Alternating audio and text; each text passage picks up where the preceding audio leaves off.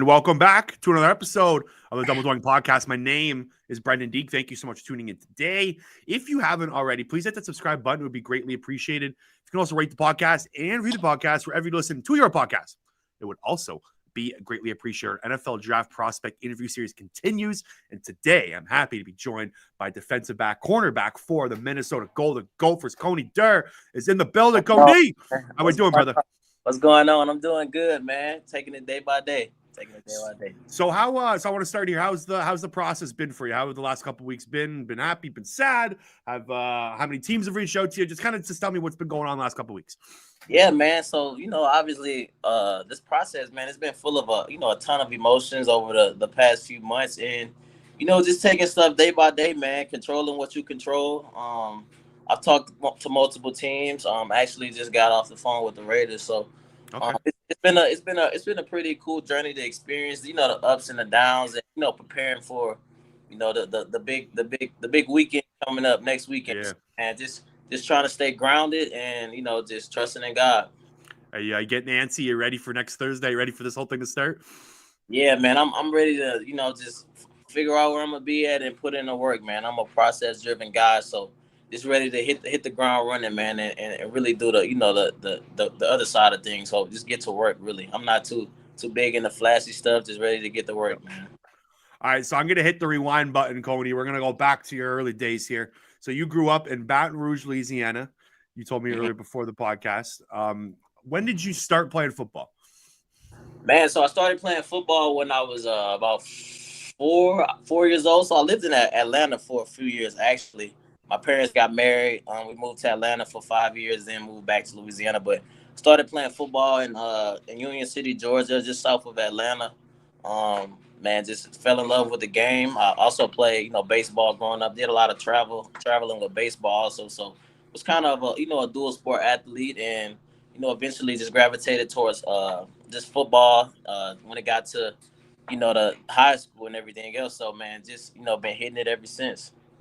What age were you when you decided football was it? That was sport I was going to focus on. About I would say 10th grade, 9th, 10th grade. That's okay. What I had to lock. I locked in and kind of dedicated my life to just becoming the best player I could be, and eventually earning the Division I scholarship. Always been a process driven guy, so it wasn't more of just NFL was of course the end goal, but I like to take things one step at a time and set those short term goals, and obviously I made it this far, so it's benefited me greatly. Okay, so a kid that grew up in Atlanta, Georgia, and Baton Rouge, Louisiana. How did Minnesota come together? How did you decide that this was going to be where you're going to spend the next 5-6 years of your life? Yeah, and I hear that question very often. So we had a kid a year older than me in high school that ended up committing to the Gophers. So the coach that recruited him ended up recruiting me. I had about 30 offers coming out of high school. My top 4 was K-State, Virginia Tech, Minnesota, and North Carolina. So it was those top 4 going into signing day.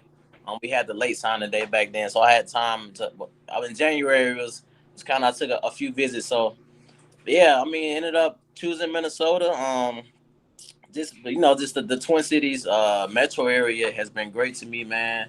Getting 2 degrees, at a wonderful university like the University of Minnesota. So getting 2 degrees, having a mentor like Coach Fleck, guide me through and grow me not only as a player on the field but off the field. And it's just been a blessing, man. A journey, of course. You have your stumbles throughout this time, but I wouldn't take anything back, and everything I went through made me the guy I am today.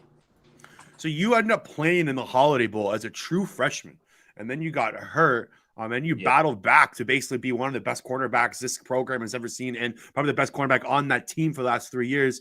What did you learn during that injury process? Something click in your head? Did you kind of learn maybe how to treat your body, right? Like what did you learn from that process of getting hurt to battling back in 2018? Oh yeah, man. So obviously got the shot as a true freshman to start in a bowl game, and I actually made a few plays in that game and ended up tearing my ACL. Man, it was very tough. From being able to get that first start, making plays and building that confidence, and a guy being that young is like, man, I did this and made it this far. So Ended up injury, man. I ended up, going through rehab, and just wasn't the same that year after they tried to play me. But I just wasn't the same, and it took a huge mental toll on me, and I had to step back and see, what did I need to do, come up with a plan, and man, I just worked every day, and that just tell you that you put in that work and just trust the process, man. Stuff don't happen overnight. That's why I tell a lot of younger guys, in our program that go through adversity, either they get hurt or they might be not starting when they want to. I'm like, man, I didn't really pick up true traction to my third year, and end up being, like you said, had a very productive career. So, man, just trusting in that process, and it just teaches me, all through everything, man. Just trusting the process and work, and you'll love what you get on the other end of that. So November. So I'm gonna hit the fast forward button again. November 27th. You guys play Wisconsin, baby. 131 meetings between your two teams, the most in college Division I history. Minnesota ends up taking the victory in this game. You guys won. It was a huge game. I still remember watching. It was probably one of the more exciting games of the college football season so far. And you, Coney, you get the whole Paul Bunyan's axe, baby. Yeah. What did how did that come apart? And is that one of your favorite memories, kind of, at your time in Minnesota?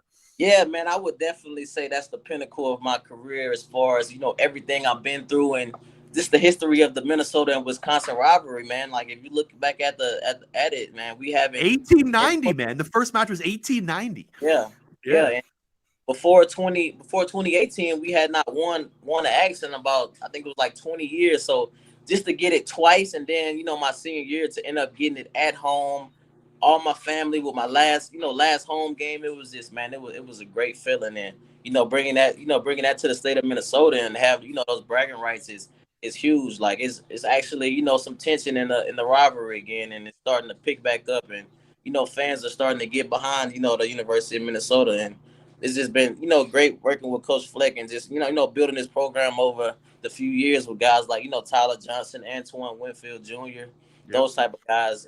So, man, it's been great to just build the program up and take things to the next level. And obviously, as alumni, you want to be competing with those other top guys and talk smack to other NFL guys once you get to that level. So you just take pride in things like that, So, man, yeah, it's a blessing to be a part of a sweet building a nice program. So, do you still talk to Benjamin St. Juice, Canadian boy? Yeah, he actually just got married this past weekend, man. So yeah, he's a great friend of mine. He came in from Michigan. They kind of gave up on him, and he ended up having a pretty productive career, and ended up going third round to the Redskins. So, man, I was just proud of him with everything he been through. He been through a lot. So yeah, man, just being around guys that been through things and trusting that process, kind of build that thick skin, and you can attack anything, any obstacle in front of you. So, do you have I'm going to try to get you to give me a juicy story here or something, but give me something, a memory off the field that you remember the most in Minnesota. Something like maybe that happened in the locker room, anything like that. Give me, I know there's probably something you don't want to talk about, but you can give me one that you do want to talk about here. Yeah, man, I would say a memory that I would probably say the biggest would be after the George Floyd, situation in Minneapolis. The team ended up coming up with an initiative to just educate the team, and guys that may have not been pretty much educated on the Black history side, and why certain policies or things or things are how they are right now. Yeah. So just educating the team through knowledge. Coach Fleck brought in professors. That's awesome. We had an article about it, so I kind of came up with the idea, and it was cool for you. Coach to just take it to the next level, and he's still doing it today. So bringing that awareness, and with the police brutality, and the Black inequality in America right now is just for for a coach to hear guys out, and read the room, and just know what we need as a as a brotherhood to take things to the next level, and attack the world together. That's awesome, man. Good for you. That shows leadership. That shows determination and dedication as well. So good work on that one, Coney. So I want to kind of transition more. We're going to keep in that fast forward button. How did you make your pro day? You think you did good? Anything you kind of would take back? But from what I watched, man, you rocked it.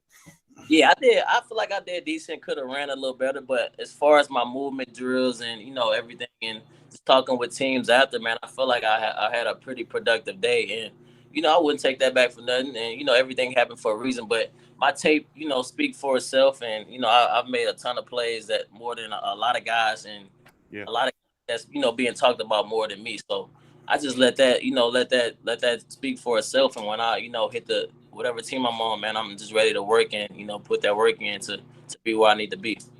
Bro, you're severely underrated right now. I'll be Yeah. honest with you. I don't get why you're not getting the more love than you are. Like I knew who you were last heading into this college football season, watched you a bunch, and then like as I was kind of going through the process, looking at some scouts, looking at some numbers, like I can't understand why you're not getting more love in this draft process. Yeah. Yeah, it is what it is. Like I Yeah. said, man, like true. It's the process, Mhm. like, stories of guys that, were never heard of and then came out to, be who they are today. So, Yeah. like I try to stay away from that. I mean, it's something you obviously think about. You got to build that chip on your shoulder, but just know once you get the opportunity, it's time to go get it. Sure.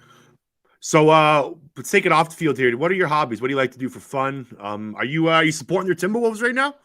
Yeah, man. So Yeah.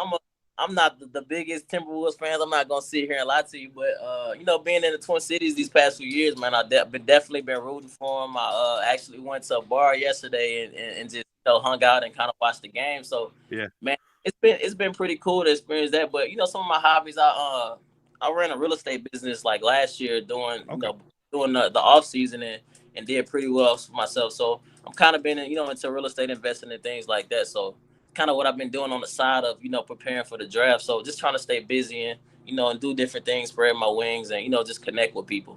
Good for you. Marshawn Lynch had that great quote. Got to take care of your chickens, right? Yeah, got to. All right, I'm gonna get you out on this. I'm gonna fire a wrap around. I got 6 questions for you. You can answer them quickly, and we'll get on that. How's that sound? That's great. Let's get it. All right. Favorite fast food place? Favorite fast food place? Chick-fil-A. Chick-fil-A. All right, good answer. These answers are being graded, right? So there's right and wrong answers. Just give me a heads up. All right, a player you want to mold your game around. Who do you idolize the most? Growing up, Tyrann Mathieu, but I like Mike Hilton. I would say my game is pretty similar to Mike Hilton. You can only listen to one artist going forward for the rest of your career before football games. Who is that artist you are listening to? Young boy. Okay. All right. I feel it. What's your favorite TV show of all time? Favorite TV show, man. Power. Good choice. I'll be honest. I gave up season 6, like episode 2. I didn't finish it through. Just everyone was dying, man. Everyone was dying. No one was looking into these dead bodies everywhere. It kind of got a little too crazy for me. But it was a great show. All right. Favorite movie of all time? Favorite movie? Woo, man, that's tough, man. I'm gonna just go with I'm gonna go with the safe bet and say Friday. Okay, good one. Friday. Last question for you, Coney, then we'll get out of here. If you could do any other job in the world and it cannot involve football, you cannot be on the field, you're not going to be coaching, you can't be a scout, you can't be involved in football, what would that job be? Definitely, man, a real estate developer, man. I'm looking to build long-term wealth, so somewhere in that field for sure. Cornerback from Minnesota, Coney Durr. Appreciate you taking the time, man, and good luck next week. Oh, yeah, all love, man. Thank you. Appreciate you.